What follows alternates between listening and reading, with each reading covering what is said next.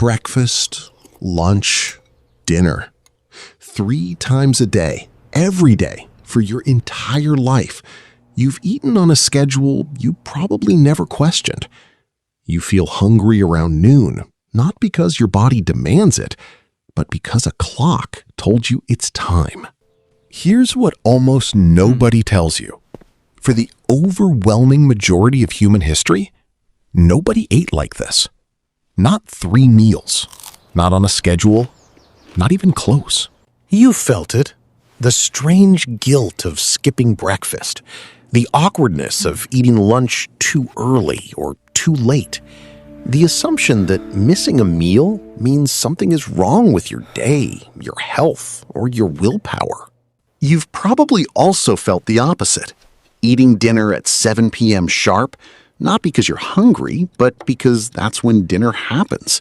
You've built your entire relationship with food around a rhythm you assume is basic biology. And when your body doesn't cooperate, when you're not hungry at breakfast or you're starving at 4 p.m., you quietly wonder what's wrong with you. Nothing is wrong with you. The 3 meals a day structure isn't biology. It's an invention, and a remarkably recent one. Ancient Romans typically ate 1 main meal a day, called cena, in the evening. Breakfast, ientaculum, was minimal or skipped entirely, and eating heavily in the morning was seen as something laborers or children did, not something respectable adults bothered with. Food historian Abigail Carroll, in her book 3 Squares, The Invention of the American Meal, traces how for much of early American history, meals were irregular, tied to farm work and daylight, not clock time.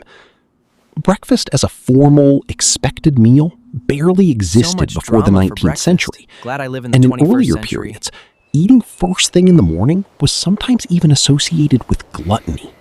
What changed everything was the clock. Specifically, the factory clock.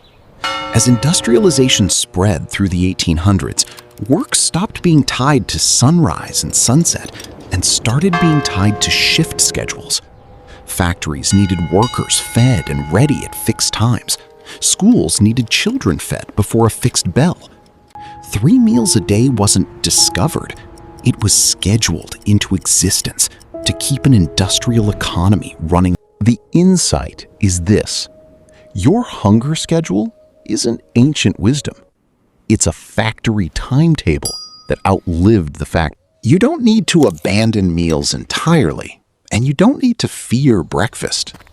But there are 3 shifts, grounded in how humans actually ate for most of history, that can change your relationship with food. Shift 1. Pay attention to your actual hunger, not the clock on the wall. Throughout most of history, people ate when they felt hungry, and food was available, not according to a fixed schedule. Research by neuroscientist Sachin Panda at the Salk Institute on time-restricted eating found that eating within a consistent time window, in line with your actual hunger and your body's circadian rhythm, rather than a rigid meal schedule based on the clock, is associated with better metabolic health. Pay attention to whether you're truly hungry during the day, or whether you're just responding to the clock. Step 2. Stop treating breakfast as a sacred obligation. If you're truly not hungry in the morning, that doesn't mean there's anything wrong with you. In fact, you're behaving just like most people throughout history. Let hunger, not tradition, determine when you'll eat your first meal of the day. Meal pattern 3. Let your eating rhythm be flexible according to your daily activities, rather than a rigid schedule. Farmers, hunter-gatherers, and pre-industrial workers ate according to their actual activities and the sunlight, sometimes twice a day, sometimes once, and sometimes several times in small portions. Instead of forcing yourself to eat 3 identical meals regardless of your daily activities, let days with heavier workloads or natural hunger cues naturally adjust your eating patterns. Picture a Roman craftsman in the 1st century. He wakes at dawn, has perhaps a small piece of bread, nothing formal. He works through the day, eats a light midday prandium if time allows, nothing elaborate.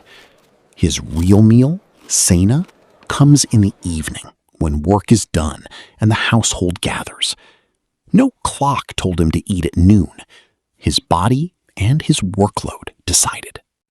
Now, picture a factory worker in 1890s Manchester. A bell rings at 6 a.m. He must eat quickly before his shift starts, whether hungry or not. Another bell at noon gives him 20 minutes for a meal he didn't choose the timing of. A final meal waits at a fixed hour after his shift ends, dictated by the factory's clock, not his stomach. For the first time in history, an entire population is eating on someone else's schedule, at scale. Now picture you, in 2026, eating breakfast at 7 a.m., not because you're hungry, but because that's what breakfast is for. Lunch at noon, because it's lunchtime. Dinner at 7 p.m., because that's dinner. Same forced schedule as the factory worker, just inherited 2 centuries later. So normalized, you never thought to question where it came from. So, if you've ever felt strange for not being hungry at breakfast, or guilty for eating dinner too late, here's the truth nobody tells you at the table. You're not undisciplined. You're not broken. You're just quietly obeying a 19th century factory bell that stopped ringing generations ago.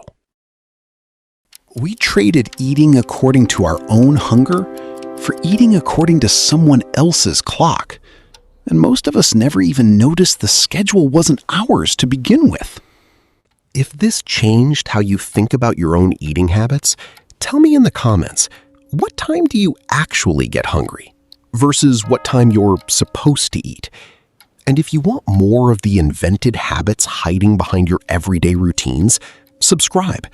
There's a lot more we scheduled without ever asking why.